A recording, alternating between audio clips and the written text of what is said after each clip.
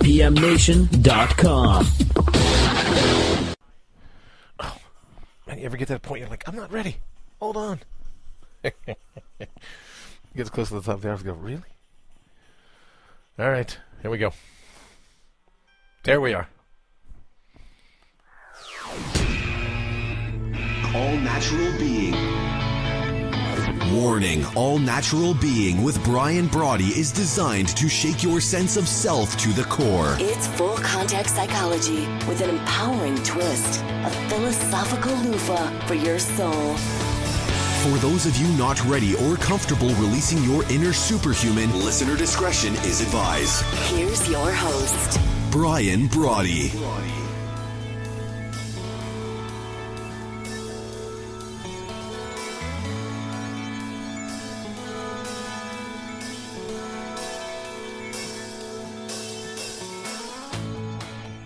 Welcome to All Natural Being. As the announcers said, I'm Brian Brawdy, fired up once again to be here with you. As I say all the time, my number one mission, really my only mission with All Natural Being. Why do I do this every day? Monday through Friday, 7 to 8 a.m. Eastern, rebroadcast at 11 a.m. Eastern, and then again at 8 p.m. Eastern here on IPM Nation. iTunes, TuneIn, there's all kinds of different places now, including our library at IPMNation.com. You can come on, get the podcast of the show. So why do I do this every day?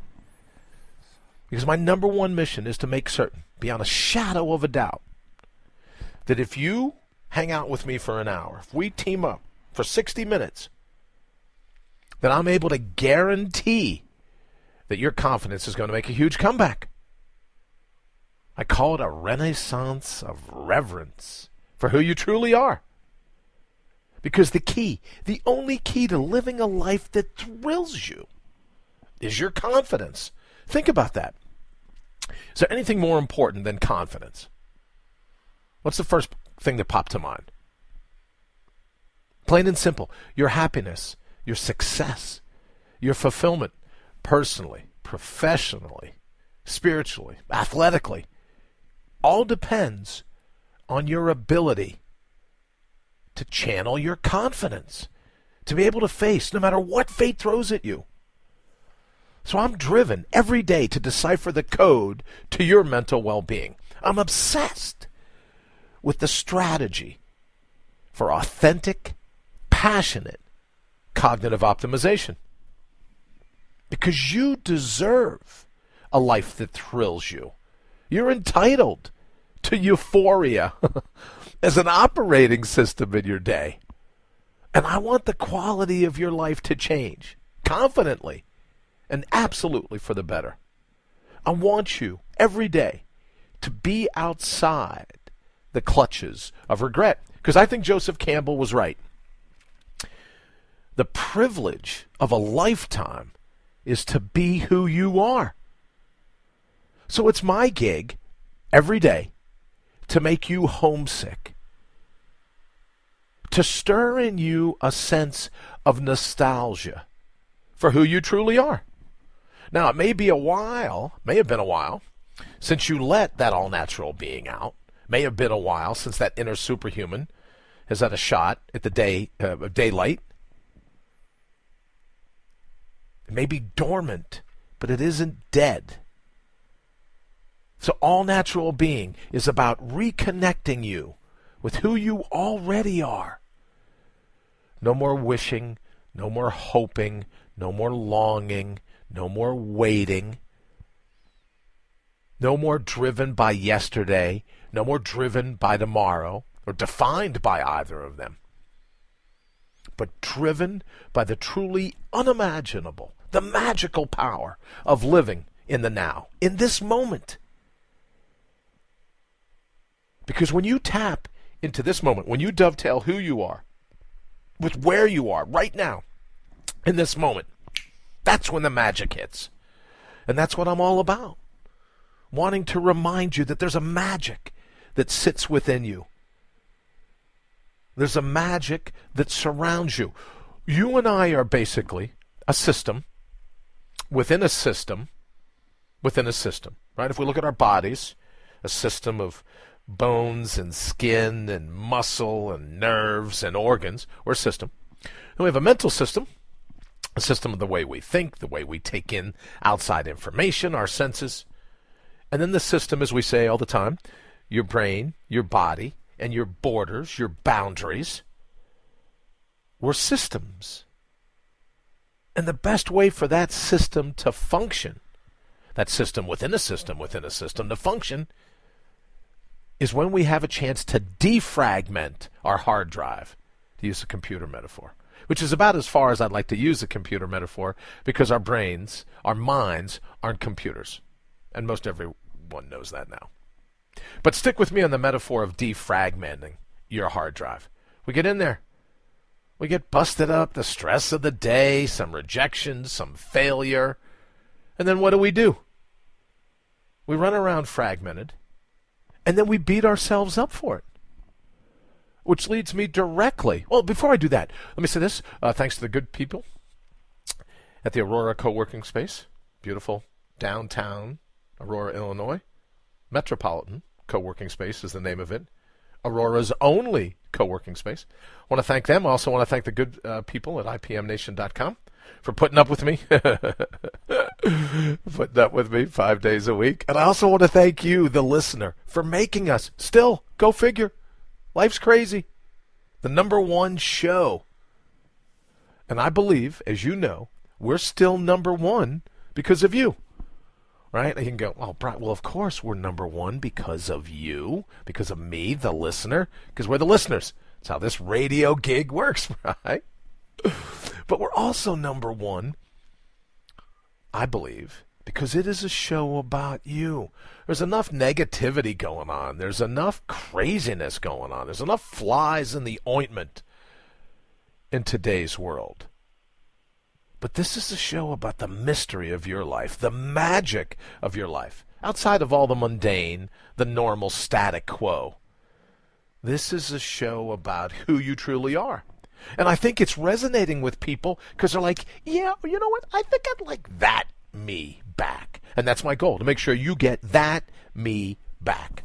So that's why I'm here, as I said, 5 days a week, hitting it hard. All right, so today's show. Oh, let me also say this before I forget. You'd think after all these years, I would figure out how to run a show. But let me do this. Remember, 331-684-7685, 331-684-SOUL. You can go ahead and reach out to me there.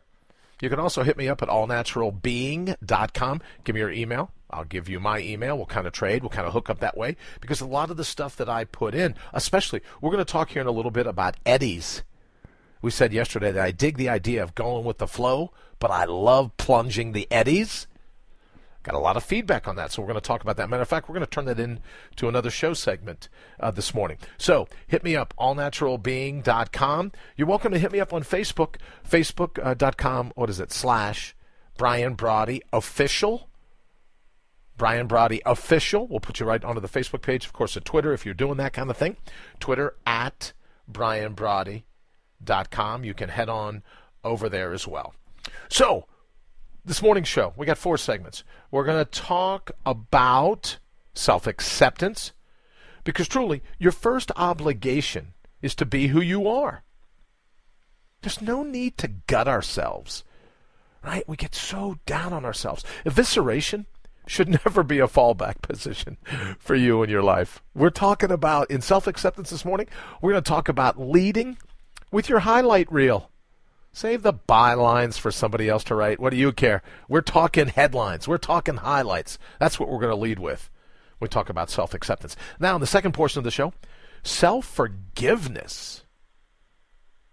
Because the question is, if you're kicking yourself, if you're down on yourself, haven't you punished yourself enough? What's up with that? Elizabeth Gilbert, I love this quote. Embrace the glorious mess that you are. I think once we admit that we're a mess, I'm a mess. If you only knew.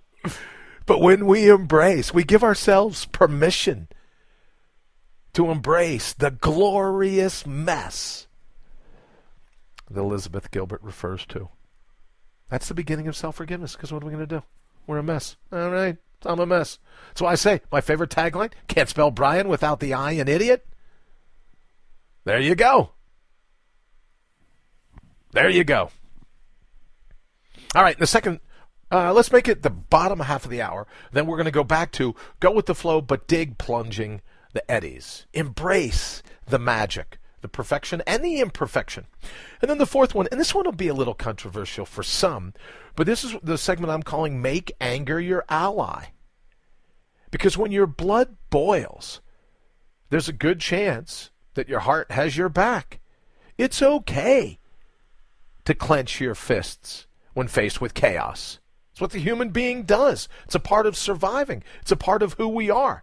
Now, how we channel that anger, how we decide to use those chemicals, that's a little bit of a different story. All right, let's see here. Oh, thank you very much. We're getting a text in now. It says, our brains are the perfect quantum computers. We just interject the emotions of the input and output, like O's and ones with an equal to negative or positive, depending on the computer, individually. Thank you very much. As always, don't forget, reach out, let me know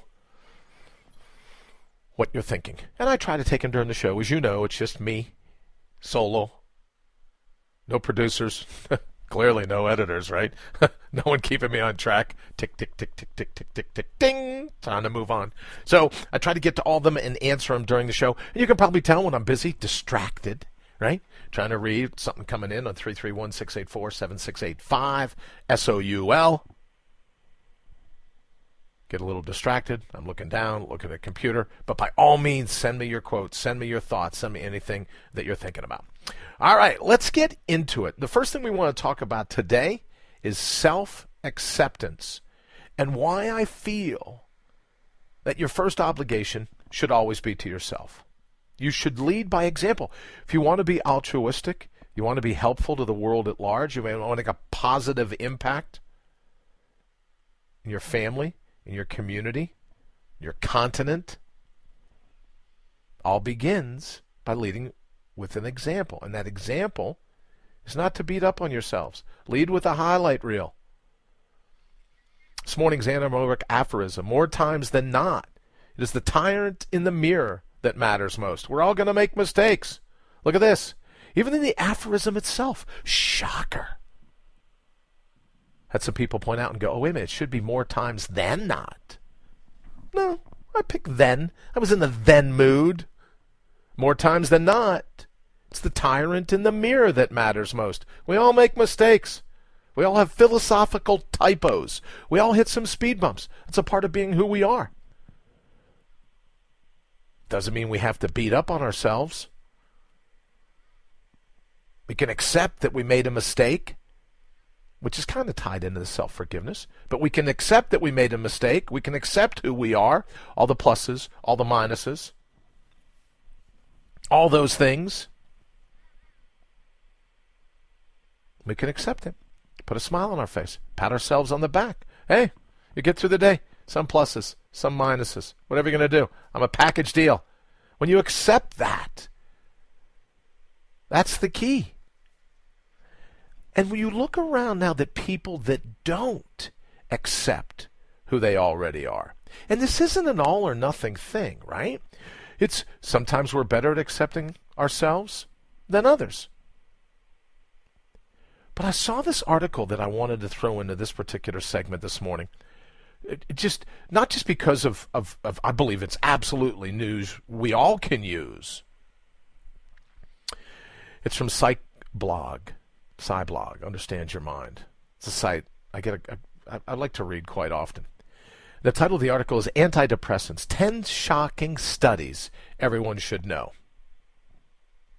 But underlying all this is the rise in antidepressants. We have to take chemicals because the chemicals in our minds, our brains, are depressed. But what are we truly depressed about? So let's get through the list of 10, because I think there really are shocking studies, and I really think it is something everyone should know about. But let's go into it with an underlying understanding of what is it that we're so depressed about in the first place. when we accept who we are, when we calibrate our natural resources, when we dovetail our heart and our head, when we take in our authentic vigor and our buried logic, what is it specifically that we have a shot to be depressed about? All right, but let's get to number one. Antidepressants, very hit and miss. Quote, unfortunately for around half the depressed patients, the first antidepressants that are prescribed do not work. The article goes on to say that on top of that, a third of the patients do not respond to any type of drugs, though there's some psychological therapies that are proving to be useful. At the moment, the only way to know is to try them and see what happens. This means that many depressed people have to wait for around 3 months to see if the drugs will work. Now, seems like as good a time as any to mention, I am not a doctor, I am not a psychiatrist, I'm not a licensed clinical social worker, I'm not a licensed clinical anything. So speak with your doctor. Not suggesting that anything in this article says that we dump antidepressants. I'm simply suggesting that after you're speaking to your doctor, if he or she says, yeah, well, it's going to take around 3 months to see if it works, how about giving us 20 seconds? 20 seconds. Take a deep breath. As we talked about yesterday, as we talk about every day, bring your best. Breathe in. Exhale. Scan your horizon. And then take action. Doesn't take 3 months. Let's put your lungs through their normal cycle.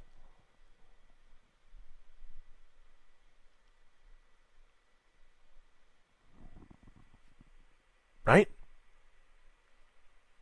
That's what lungs were intended to do. Inhale and exhale. They're not built, nor are you, to be depressed. It's not the underlying operation system. Think about it. All right, number two. Science of antidepressants is based on backward facts. And I should mention that Cyblog, Dr. Jeremy Dean, he's a smart guy. Just not like me and a group of friends going, hey, why don't we write a blog post? We'll slam antidepressants. Dr. Dean's got it going on. He knows what he's doing. Number two, science of antidepressants are based on backwards facts. Scientific basis behind commonly used antidepressants, quote, is completely backwards, according to a new review of the research. For almost 50 years, half a century, it has been believed by scientists and the public alike that depression is related to low levels of serotonin in the brain. In fact, the new review finds the very best evidence available suggests that people who are depressed actually have higher levels of serotonin in their brains, not lower. Quote, this means that commonly used antidepressants are actually making the situation worse, not better. Oh, that had to be a sharp stick in the eye. Oh, let me see. It's due to low levels. 50 years, low levels. Let's lead with that. And now they find out in this study, people who are depressed actually have higher levels. That's going to leave a mark. Number three, some scientists and doctors say they don't work. The new generation SSRI antidepressants like Prozac and the like mostly fall below, quote, below the recommended criteria for clinical significance, according to some scientists. In other words, most modern drugs prescribed for depression generally don't work. The review of the evidence found the drugs had different effects on different people with different levels of depression. Mild depression, usually treated with a talk therapy rather than antidepressants. Moderate depression, according to the article, moderate depression, antidepressants made, quote, virtually no difference. So why are we taking them? Severe depression, according to the article, quote, antidepressants had a small and clinically insignificant effect. Now, most severe depression, antidepressants had a significant clinical benefit. You want to see the full article, SciBlog. Number 4, hidden side effects. Recent survey of people taking antidepressants has found higher than expected levels of emotional numbness, sexual problems, and even suicidal thoughts associated with the medication. The study, published in the Journal of Psychiatric Research, found that as many as half the people they surveyed had psychological problems due to their medication.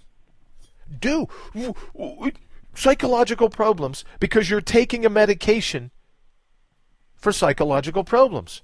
Now again, these are great questions to ask your doctor, but if this survey is correct, emotional numbness, we got enough of that going on in our lives. Now we're going to take a pill for it? I'll leave sexual problems up to you. Suicidal thoughts?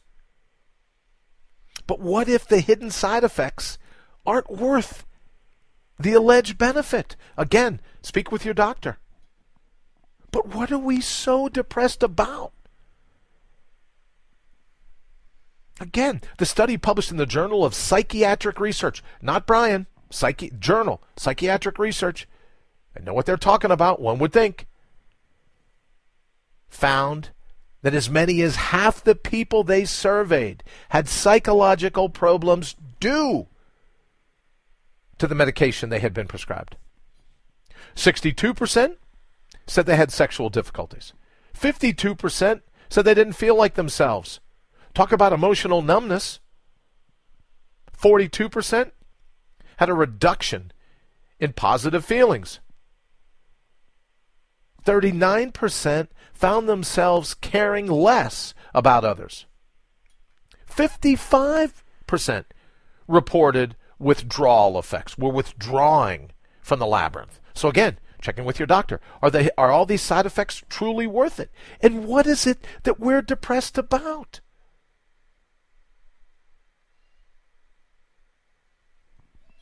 What are we depressed about? I think we're depressed because we've forgotten who we are.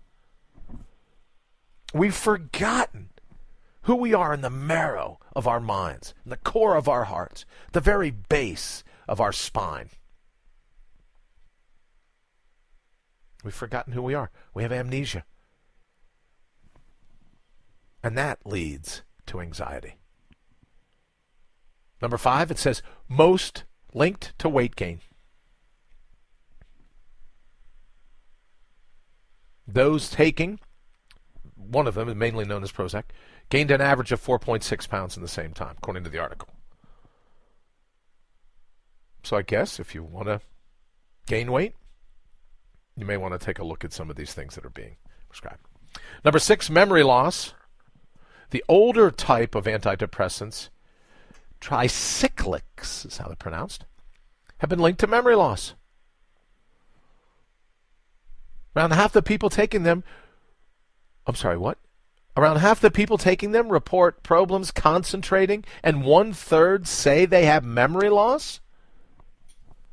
Again, check with your doctor. But if this is a conversation that you can have with him or her, I'm simply suggesting you take one 20-second break of your day, take a deep breath, exhale, scan your horizon, and no matter what your mind throws up, here's the thought, here's the talk you can have with yourself. I'm done with this. I'm done with this. We talked about, hey, let's read the headlines. Now, we're finally on to something that's the good news. Number 7, natural supplements can boost effectiveness. 4 natural supplements have been found by new research to increase the effectiveness of some antidepressants. Omega-3 fish oils, SAM, when you see it, it's pronounced S-A-M, they're capital S-A-M, small e. Methylfolate, and vitamin D. It says here that the conclusions come from a new review of 40 clinical trials carried out worldwide. Talked about common antidepressants in conjunction with dietary supplements. So check with your doctor. But again, the question is, what are we depressed about? It says here, number 8, antidepressants linked to autism. Mothers who use antidepressants during pregnancy could double their children's risk of autism. The conclusions come from a new study covering 140, let's call it 146,000 pregnancies. Since around 7% of pregnant women take antidepressants, Dr. Dean says the study could have very important implications. Here's one, kind of near and dear to my heart. Number 9, self-harm and suicide. A common antidepressant thought safe for adolescents is actually ineffective. Worse, it has been linked to serious side effects. And this is why I tied it in with this segment. Social anxiety disorder is most commonly treated with antidepressants, but these are not the most effective treatment. A new study finds that cognitive behavioral therapy, CBT, is more effective, and the benefits continue after the initial treatment was finished. The researchers found that it was the psychological therapies that were the most effective, and that, according to Dr. Dean, should be the first choice of treatment. So what is it? Why social anxiety? Let's focus on that one for a minute. Why social anxiety? What is it that we're worried about? Well, here's a thought. If we can't accept ourselves, why do we expect anyone else to accept us? Maybe we should be a little socially anxious. Oh, I don't like going out. I could be rejected. Well, what if we're busy rejecting ourselves? If we reject ourselves, why shouldn't we expect the people around us to reject us? Maybe subconsciously they go, well, you know what? He doesn't seem to be his own biggest fan. She doesn't seem to have it going on. So if they don't even think they got it going on, why would we think they got it going on? What if we're to blame for our social anxiety because we don't even give ourselves a yes vote? We're looking for other people to pat us on the back, and we won't even do that ourselves. All right, we're going to take a quick break. Good golly, where does the hour get? We're going to take a quick break. We'll be right back. IPMNation.com. Hey, IPMNation.com. Independent, provocative, mobile, just like your mind should be. All right, let's get to number 2 in today's show, self-forgiveness. I asked at the top of the hour, haven't you punished yourself enough? And I love Elizabeth Gilbert's quote, embrace the glorious mess, the beautiful anarchy that you already are.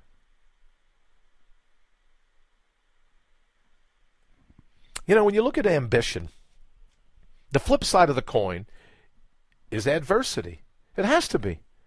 If we aspire to do this or that, you know, and I don't want to go all physics on you, but we know that mass, by its very definition, is the resistance of an object to external forces. So if we aspire to something, the flip side of that coin is adversity. It's not always going to be easy. It's going to be a struggle. Letting your soul off the sidelines doesn't mean smooth sailing. It means that you're throwing yourself into the breach, if you're a fan of Shakespeare, into the fray. That's what it's all about. But your all-natural being is well capable of handling it. We know that about you and me. So when we have this desire, this passionate, heartfelt desire to be who we already are, we can expect some adversity. It's going to come. It's stitched into the fabric of how things work in the universe. More mass you get, the more resistance you're going to get. Plain and simple. What's it? The biggest trees grab the most wind, I believe is the quote. So there are going to be challenges. There are going to be struggles. There are going to be typos, more times than not. It is the tyrant in the mirror that matters most. I messed up. Pick up. Move on. You want to feel guilty about messing up? Great. But there's no reason to be ashamed of it. Shame is a totally different beast. Guilt just means, oh man, really feel bad about driving close to the sidewalk and splashing all those people waiting on the bus with the recent pile of rainwater right there alongside the curb. I mean, was it right of me to holler, shrimp trawler? No. Watch out for the wake. Right? Was it right of me? No. Do I feel guilty? Yes. Am I going to shame myself? No. Guilt is when we look at a situation and go, you know what? I could have been a better version of me there. I could have done this a bit better.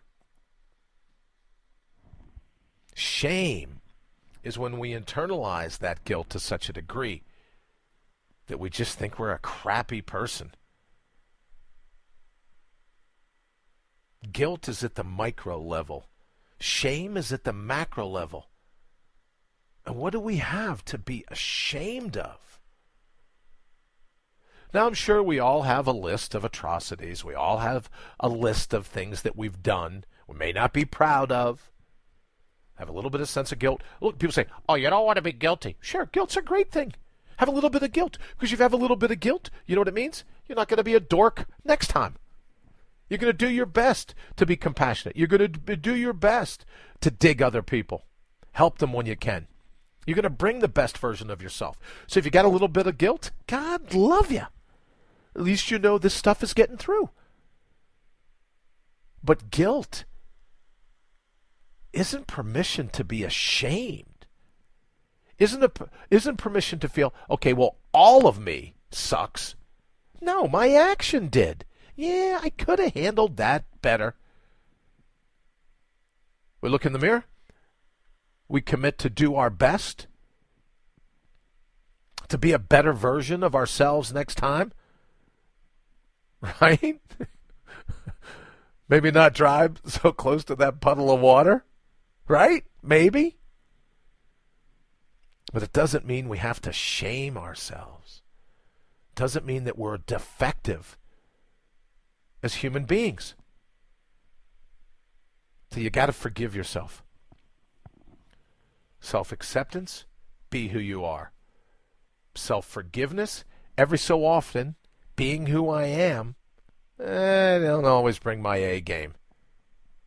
God love you. You're still here. You're a human being. So let's get on with the show. Nothing to be ashamed about.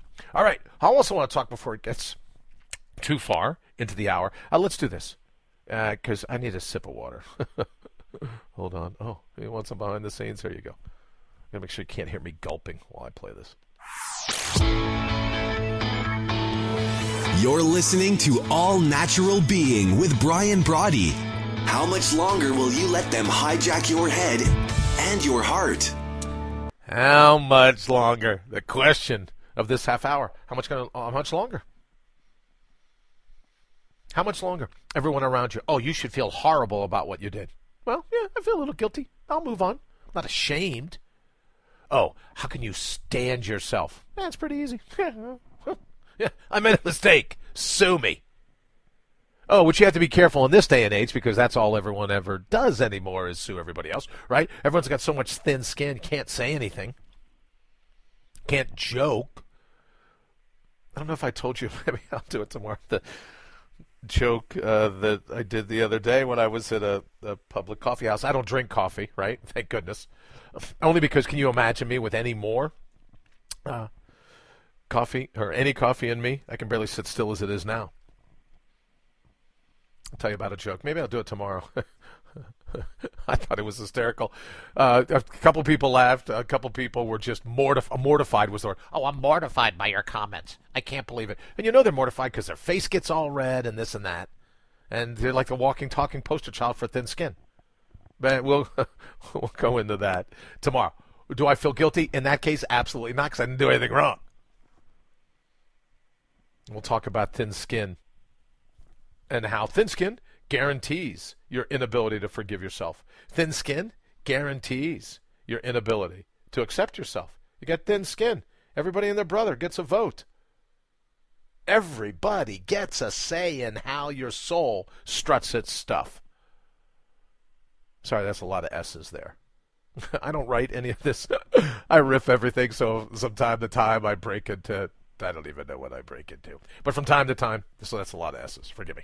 All right, let's talk about this. Got a lot of emails yesterday, some texts about this concept of go with the flow, right? Csikszentmihalyi's book, flow. Everyone loves, I want to be in flow. I want to be in flow. Well, let me tell you, being in flow, great gig.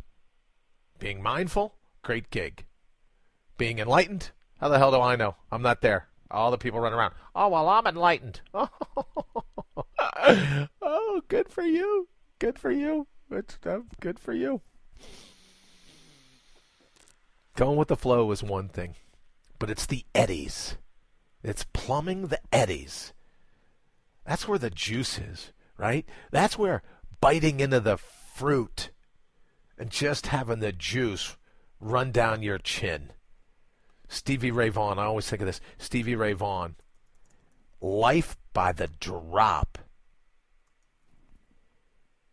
Life by the drop. That's what you get in the eddies. But if you look at an eddy, all it is, it's a small whirlpool, right? The flow's going one way, it hits an obstruction, whatever that obstruction is, and then it moves in a circular movement counter to the main current. And that's the gig with the eddies. That's what I dig about it so much. It's counter to the flow. It has this little whirlpool. Just kind of draws you in. It's running counter to everything going on around it. It's an eddy. That's what it does. And that's where the juice of life is. That's where the majesty and the magic of the labyrinth presents itself. Now, if you've listened to the show at all, you know that I'm a big fan of this concept of adventure. I've been doing it probably for 30 years now. Since my dad's suicide, I've been spending as much time as I possibly can out in the middle of nowhere. Because in the very beginning, feeling responsible in my own way for my father's death, I did have that sense of guilt. And I found the only time the guilt left me alone was when I was alone in nature. That's when the guilt seemed to subside. And that's how my love of adventure was born, really, out of an attempt to heal myself, believing that the argument that my father had, or that we had, how did I get rid of, how did I finally peel away that sense of guilt? To be quite honest with you, probably the sense of shame. It was the sense of shame that sent me from law enforcement. Couldn't handle the thought of carrying a gun anymore. So for me, the love of adventure was purely born out of a medicinal need to stop the thoughts in my own head. To lose that sense of shame and guilt for the actions that he took. Now, you know, the Latin word, sorry, I got a little sidetracked there. Talk about an eddy. Oh, but see how well that fits? There's an eddy. Hey, I made a little mistake. More times than not, it's the tyrant in the mirror that matters the most. Our anaerobic aphorism. Made a mistake. Let's move along. The Latin root of the word adventure means aventure, right? Something about to happen. It's impromptu. It's the improvise. It's the unscripted, the wild, off-the-cuff happenstance of the moment at hand. Adventure speaks of the serendipity, the chance occurrence, synchronicity, a meaningful coincidence, a possible fortuity, tucked away in the epiphanies, in the eddies of life, as they spin at every turn in the labyrinth. What do we say all the time about the labyrinth? Ups, downs, lefts, rights, pivots, swerves, no dead ends, only cul-de-sacs, shift happens. But what happens is we grow up inculcated, taught impressed with the expedition mindset. That's one where we're hell-bent on goal setting and map reading, right? We set a goal. Oh, I gotta have a map. How am I gonna do it? I gotta achieve my goals. So we goal set and map read ourselves straight to the grave. Never happy enough with where we are. We always got to be going somewhere else. Charted destination. There's some remote rapture that grabs our attention. Yes, oh, when I get there, everything's going to be groovy. We've got a brass ring circled on a map into tomorrow, somewhere down the road, some distant horizon. There's like that juicy carrot that I always talk about at the end of a crow fly's stick. We grow up thinking we're better off sprinting than sauntering. We're better off making a beeline for it than just being where we are in the moment. So our future designs disguise the now. A present moment was like a stepping stone just to get to some down the road expectation, some postponed ecstasy that we're all looking for. And then we treat randomness and uncertainty and chaos as speed bumps. We let them distract us. We're so sold on the exclamation points of our journey's end that we blindly move through the day ignoring the question marks that are bubbling up all around us. That's the mystery. That's the magic. That's the adventure. That's the beauty of life.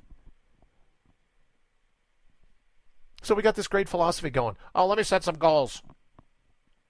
It's a great idea. It's a great fiction. It's not true. Might be normal, but it's not natural. I love that saying, you want to make God laugh? Just tell him or her your plans. Here's where I think I'll be next week. So we have this mantra that our goals, our hopes, our dreams, our destinations, our to-do lists, subconsciously, we're praying that we can use them to tame the natural tempest of life. But here's the deal. Trying to tame life robs us of who we are, because we're here to be confronted by life and bring our A game. We're here to pull our soul off the sidelines. But when we refuse to do it, when we're mired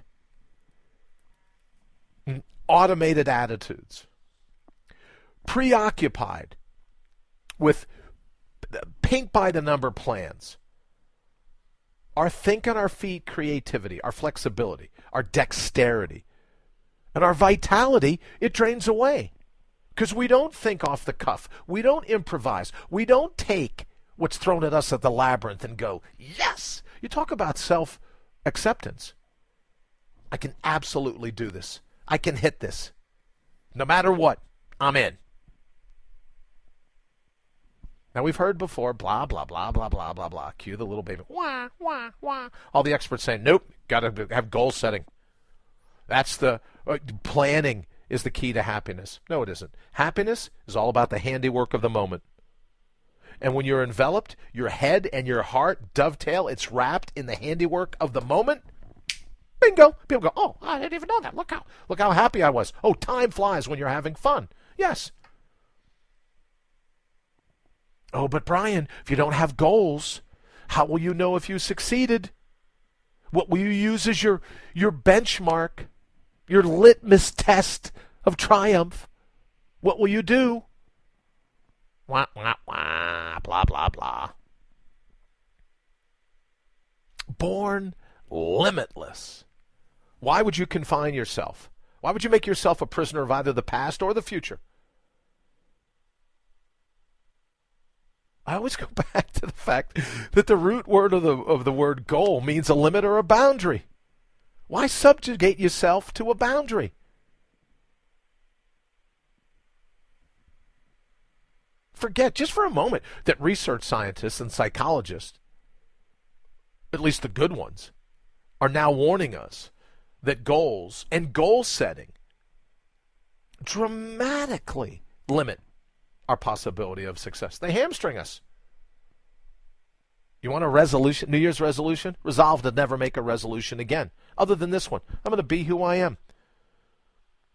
The cool stuff and the flaws, the good and the bad. I'm not hiding for anything. If I do something to someone, I apologize for it, and I move on. I don't shame myself for it. No reason to carry that bag. All you can do is apologize. The person accepts, groovy. The person doesn't accept, groovy too. So how else could we do it? Well, we could be the adventurous types, spurred on by the impromptu of the moment at hand. That we can truly come alive with the ad lib of it all. Because in the real world and a healthy mind, there are no steps or strategies to spontaneity. Spontaneity is spontaneity. Well, I'm planning to be spontaneous. All right. No, it's not. You can't plan on being spontaneous. I suspect you could set aside a 20-minute chunk of your day, 1/72nd of your day, and go, hey, in this time frame, I'm going to be spontaneous. I'm all over that. Where I set everything else aside and just say, whatever fate throws at me, I'm in. In that 20-minute chunk, remembering what Carl Sandburg said, hope is an echo. Hope ties itself yonder, yonder, yonder. So now I can hear people already going, wait a minute, you want me to abandon hope? Yes. You want me to abandon my dreams? Yes. All the things that I'm hoping, praying, planning for? Yes. Abandon it all. Give me 1/72nd. Give yourself 1/72nd of your day.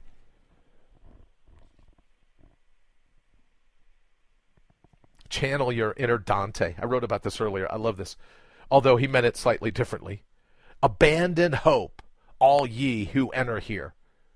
Give yourself a 20-minute victory today to be spontaneous. No hopes, no goals, no aspirations, no dreamy stratagems, longing or wishing, treating God, however you define the divine, treating it like a giant ATM machine, short order cook.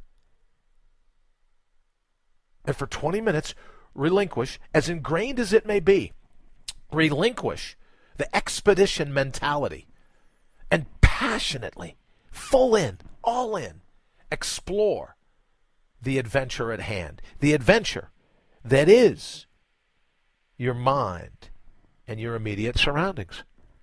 Plunge the rabbit holes at hand, the eddies. Revere the randomness naturally flowing in and around you, because you are that randomness. And as you know, it's the ex-cop in me, right? Ex-detective. You're looking for the fingerprints of providence.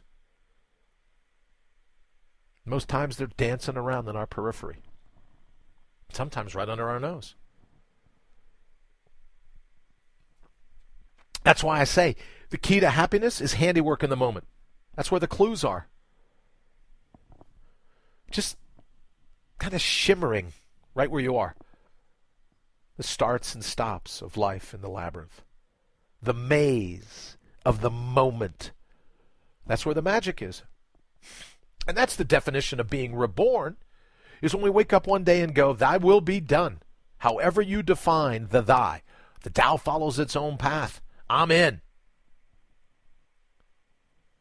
If you've ever read any Ernest Becker, there was a quote where he called the Kierkegaardian leap and trust in the sacrosanct vitality of the cosmos. So when you're all in, you realize the cosmos has your back. When your head and your heart dovetail, I think, my take, the heavens dovetail with you. Whatever your definition of those heavens may be. But when you channel your all-natural being, when you plunge the eddies that you're here to discover, you can absolutely count on Ariadne's thread to sustain you throughout. I believe that. Yea, though I walk through the valley of shadow of death, I fear no evil, for thou art with me. Define the vow any way you like. I couldn't care less. You should. It's not up to me to decide or define how you decode the divine in your life, and don't let it up to anybody else. What does your heart tell you? What does your spine, your gut, your intuition, your instinct, what does it tell you? What I'm telling you is when you throw yourself into the eddy, all the existential hopes your dreams can muster, it can never remove this certainty that if you long for a future moment, you're living way beyond your means. If you and I are so caught up planning for tomorrow, we ignore the now, let's just admit it. We're signing a check we may not be able to cover. May not be able to cover. You and I can't guarantee that we'll be here tomorrow. So why blindfold ourselves to the now? Pinning our hopes on some place we may not ever make.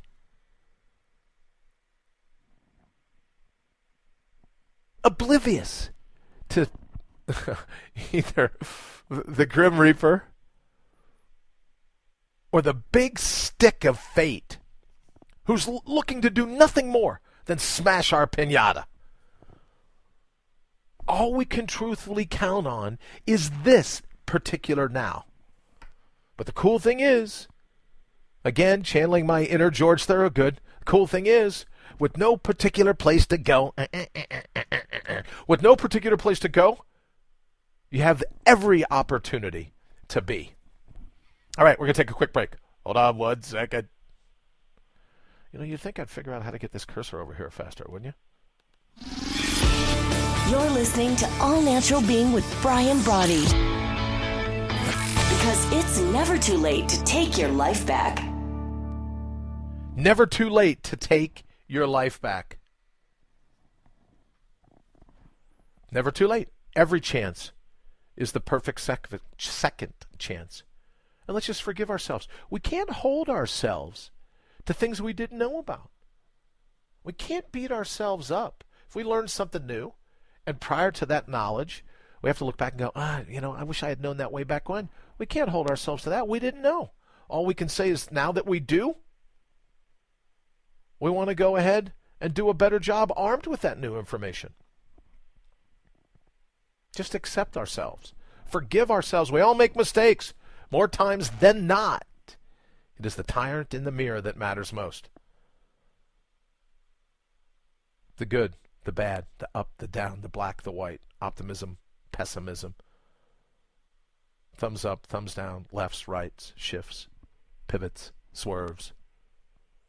Accept it all, because that is your all-natural being. And trust again, in Becker's quote, the Kierkegaardian leap and trust in the sacrosanct vitality of the cosmos. You're a part of that. That vitality, that pristine, which you're an individual packet of, it's all yours. All you got to do is remember who you are. No more amnesia, no more blind spots, no more hamstringing yourself. All right, we're going to run out of time, and I apologize for that.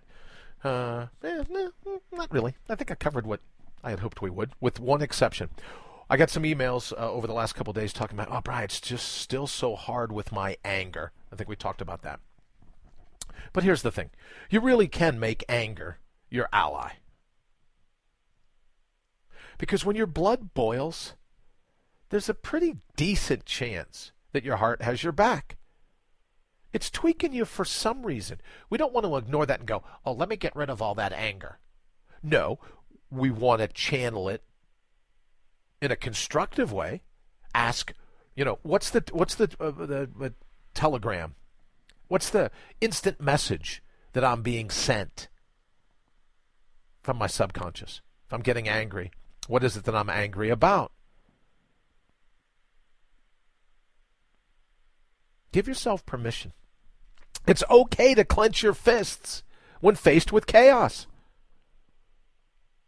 Mindfulness, enlightenment, all these other things that everyone's going after now. I got to be mindful.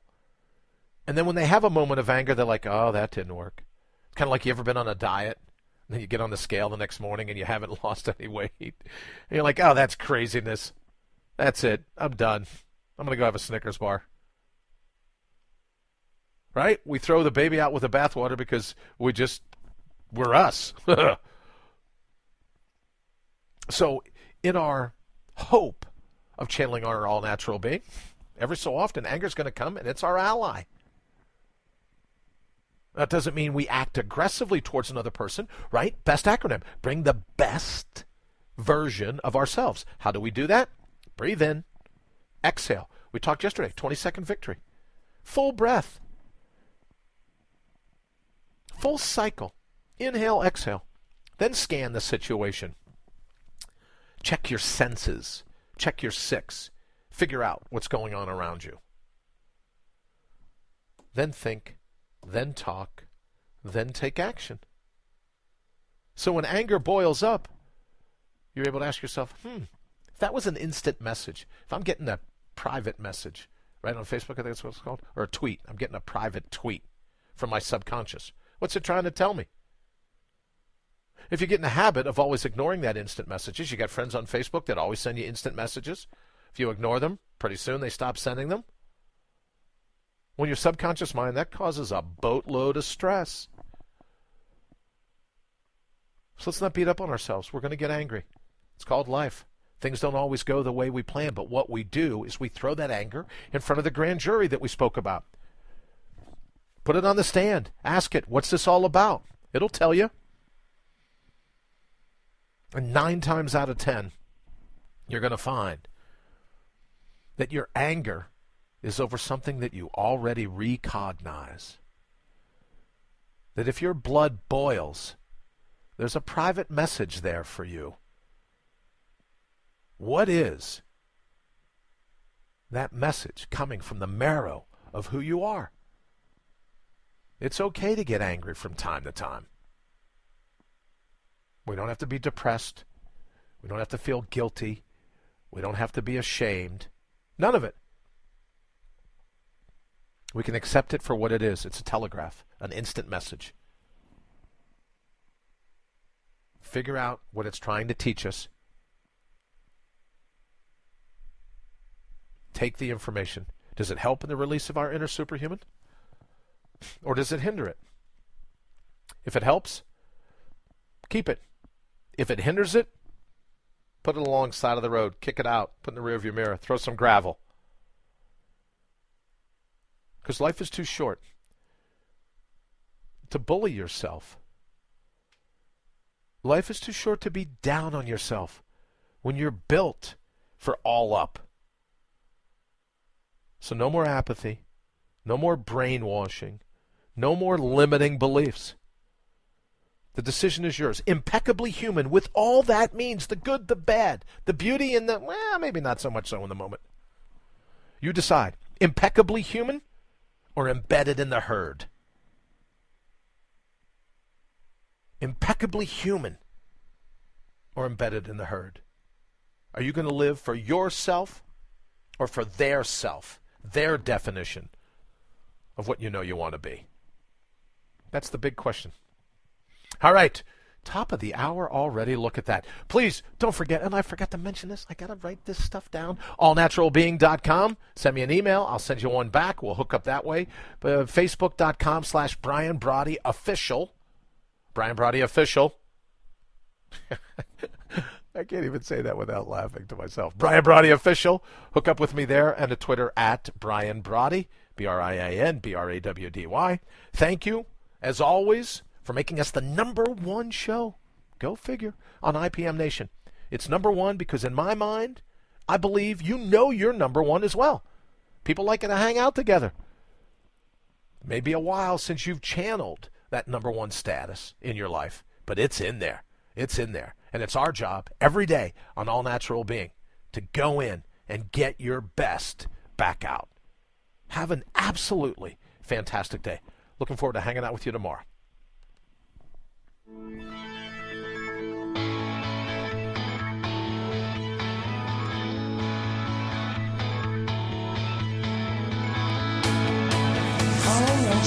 You've been been listening to All Natural Being with Brian Brawdy. Join us live every Monday through Friday, 7 to 8 a.m. Eastern. Also, check us out around the clock at allnaturalbeing.com. Until then, always remember to bring your own bold. Bring it. Bring it. Bring it. Everyone around you is counting, regardless of what they say. Everyone around you is counting on you bringing your own bold. IPMNation.com.